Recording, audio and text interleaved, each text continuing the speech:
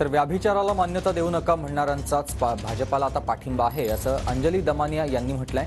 कहना क्या चाहते हो राज ठाकरेंच्या भूमिकेवर अंजली दमानिया यांनीही टीका केलेली आहे।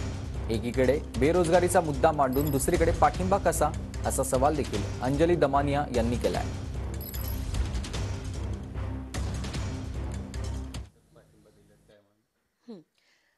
काल कसं झालंय की आपण राज ठाकरेंचं जर भाषण ऐकलं असेल तर ते कुठेतरी चुकचुकल्यासारखे होते, थोडेसे सैरभैर होते असं आपल्याला दिसतंय।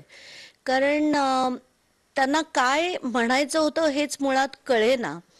त्यांनी अनेकदा मोदी सरकारवर टीका केली, डिमॉनिटायझेशन बद्दल बोलले, मुलांना जॉब्स मिळत नाहीत त्याच्याबद्दल बोलले। एकीकडे म्हणाले की त्यांचं काम आतापर्यंत नीट नव्हतं म्हणून 14 मध्ये 19 मध्ये मी त्यांच्यावर टीका केली, मला काही खुर्ची नको होती, म्हणजे मध्येच टोला ते एखादा ठाकरे उद्धव ठाकरेंवरही मारायचे। पण ते जस्टिफिकेशन देत होते, फक्त आणि फक्त जस्टिफिकेशन देत होते की आधी मी का भाजपचं समर्थन करत नव्हतो आणि आता का करणार आहे याचं ते जस्टिफिकेशन करतायत। मध्येच माध्यमांवर त्यांनी एक टोमणा मारला।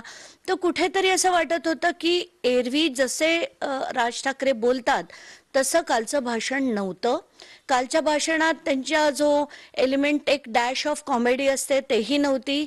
ते बहुतेक स्वतःच्या मनात सुद्धा कन्फ्युज्ड होते। म्हणूनच मी काल त्यांच्या भाषणानंतर एक ट्विट देखील केलं होतं की कहना क्या चाहते हो, जे हिंदी पिक्चर मधला एक फेमस डायलॉग आहे। म्हणजे त्यांना नक्की काय म्हणायचं होतं हेच लोकांना कळेना। आता एवढा डिस्टन्स करून त्यांचे कार्यकर्ते कुठून कुठून महाराष्ट्राच्या कानाकोपऱ्यातून काल आले होते, पण त्यांचं भाषण जे अतिशय छोटं होतं पहिल्यांदाच ते ऐकून तेही थोडे डिस्टर्ब झालेच असतील नक्की। मला त्यांनी काल हा जो भाजपाला पाठिंबा दिला तर त्याच्या 2-3 ओळी आधीच ते म्हणाले की अशा वैभवचाराला राजमान्यता तुम्ही देऊ नका, आणि त्यानंतर स्वतःच त्यांना पाठिंबा जाहीर करतायत।